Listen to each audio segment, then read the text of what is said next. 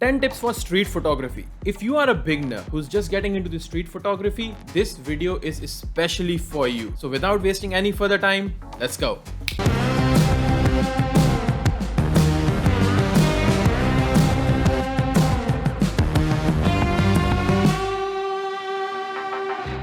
What's up everyone, this is me Tahir and welcome to this new video. And if you are new here, welcome to the channel. Okay, today's topic is street photography. If you are new to street photography, it can be very challenging for you, especially in those scenarios when you are out in crowded street. People are looking at you like, who's that person? What he or she is doing? Cars are going by, everything is happening so quickly. Or let's say you saw something interesting and you started setting up your shot, thinking about your camera settings to set. By the time you are finished, the moment has passed. But on the flip side, it can be really fun and you can get really good banger shots. I'm going to share my tips I use when I'm out on the street, and I hope this will help you when you are out on streets on your own to capture some cool, interesting shots. Okay, let's get started. Tip number 1. Be confident. If you are thinking, oh, these people are looking at me, what they are going to think about me, forget all about that. Chances are they won't even remember you after 5 minutes. So my advice to you guys is don't overthink about it, what people are going to say about you.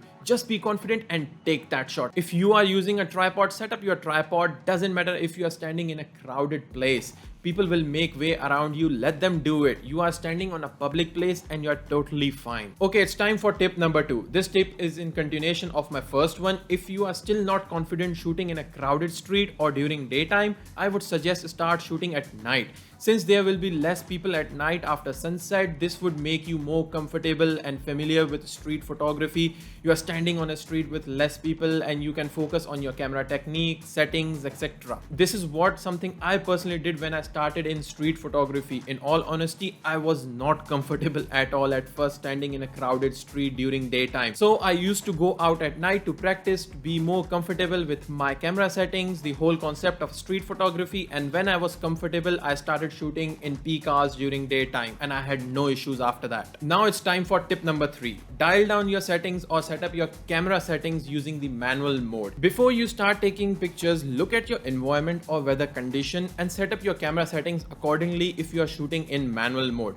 For example, let's say it's an overcast condition. You set up your ISO, shutter speed and your aperture accordingly. And later on, you just have to tweak settings a little bit if the light condition changes. If it's an overcast condition, I usually keep my ISO around 800 and aperture somewhere between 7.1 and 9 and try to keep my shutter speed somewhere around 1/250th. This can only happen when you familiarize yourself with your camera dials and settings so you can change on the go. Remember, street photography is quick, fast, and you only get fraction of time to take the shot, unlike portrait or landscapes where you have more time. Okay, tip number 4. Use shutter priority mode. If you are not comfortable to go all on manual mode, you can switch to shutter priority mode from your dial in your camera.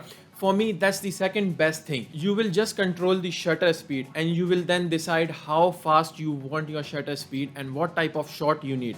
Something like freezing the action or motion, or you want something with blurry lines by lowering down the shutter speed.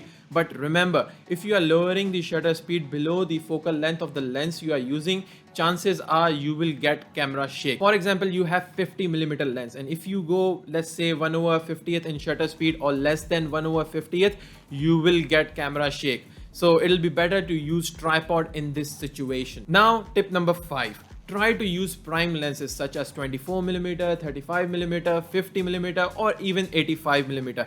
In no way zoom lenses are bad, but in my opinion, prime lenses works much better in street photography. Just for the fact that prime lenses are lighter, easier to walk with and carry around with great photo quality. Plus with prime lenses, you will get lower f-stop, something like 1.4 or 1.8 if you want to introduce more light. My favorite go-to lenses for street photography are Sony 24mm f1.4 G Master lens and the second one is 85mm f1.8 again from Sony. I sometimes use Tamron 28-75 f2.8 as well in street photography. Another reason I prefer prime, they are small in size. Of course, as I said it earlier, you can be discreet with them. And if you are trying to shoot a subject, you don't want to get attention, small compact prime lenses are perfect for that scenario compared to big zoom lenses, something like 24 to 70 or 70 to 200 lens, etc. With those big lenses, you will most probably get noticed, people will be aware, and you will lose that natural vibe you want for the street photography. Plus, they are heavier, of course, and your arm will be tired soon as well. So yeah, if you have prime lenses in your bag, use it for street photography. And if you don't have one, try to get at least one prime lens which comes under your budget. There are several great cheap prime lenses out there in the market. Tip number 6, use higher f-stop number. As I said it earlier, I use f-stop or aperture somewhere around 7.1 to 9. Reason being, I don't want blurry backgrounds or shallow depth of field. I want clear, sharp images showing the surrounding of the subject. If you ever see a photo, especially a street photography style photo, and wonder how it is so sharp, that's one of the reasons, because we use higher f-stop and higher shutter speed to get sharp, crisp shots. If you use lower f-stop numbers such as 1.4, 1.8 or 2.8, it will blur the background of the subject and the story you want to portray will be missing. It will turn out to be more of a portrait style shot and not a street style shot. Later in the post-processing, you can dial down some of the colors or bring up vignetting or use mask to pop your subject from rest of its surrounding. I would highly recommend to use higher f-stop numbers such as from 7.1 till as much as you can go up, depends on the light. You can even set your camera on aperture priority mode. Yeah, I said it earlier, you should use shutter priority or manual mode, but if you are seeing your camera is not responding properly to its surrounding and it's picking up incorrect f-stop and you are not liking the look of your shot, switch to aperture mode and try to keep your aperture within the range you like. Tip number 7, shoot in autofocus continuous mode. This will help you get those sharp shots and you don't have to reframe again and again. And nowadays with mirrorless cameras, you get autofocus continuous mode with real-time tracking as well. You can really get good shots with DSLRs and mirrorless cameras by using this option. Both of these types of cameras have autofocus continuous or continuous autofocus, let's say. I believe in Canon it's called AI servo mode. All modern day camera have this option and it's really good to use, especially for street photography when you are out trying to capture a subject who's walking or someone is going on a bike or there's a passing by train or a car, etc. Tip number 8, it's not camera related but it's more on the photographer's perspective, is how you're gonna tell a story with the pictures you are taking. If you are out in the city taking shots, try to portray a story with your images. For example, if you are posting on an Instagram grid, make it a carousel.